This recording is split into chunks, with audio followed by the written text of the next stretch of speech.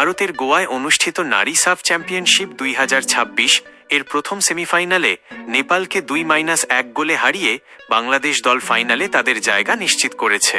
ম্যাচের সংক্ষিপ্ত হাইলাইটস। টানটান উত্তেজনা।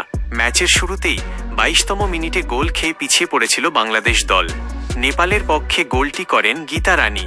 ঋতুপর্ণার ম্যাজিক। প্রথমার্ধের ঠিক শেষ মুহূর্তে 45তম মিনিটে ঋতুপর্ণা চাকমার এক দুর্দান্ত কর্নার কিক সরাসরি নেপালের জালে জড়িয়ে গেলে ম্যাচে 1-1 সমতা ফেরে। জয়সূচক গোল। শেষ পর্যন্ত সাবিনাদের আক্রমণাত্মক ফুটবল ও চমৎকার দলগত বোঝাপড়ার মাধ্যমে 2-1 ব্যবধানে জয় নিয়ে মাঠ ছাড়ে ডিফেন্ডিং চ্যাম্পিয়ন বাংলাদেশ। ফাইনালের সমীকরণ।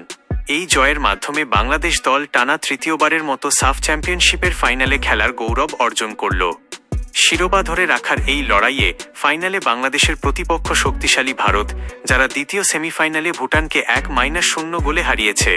আগামী 6 জুন ফাইনাল ম্যাচটি অনুষ্ঠিত হবে। বাঘিনীদের এই দুর্দান্ত জয়ে দেশের ফুটবল ভক্তদের মনে এখন বইছে আনন্দের জোয়ার।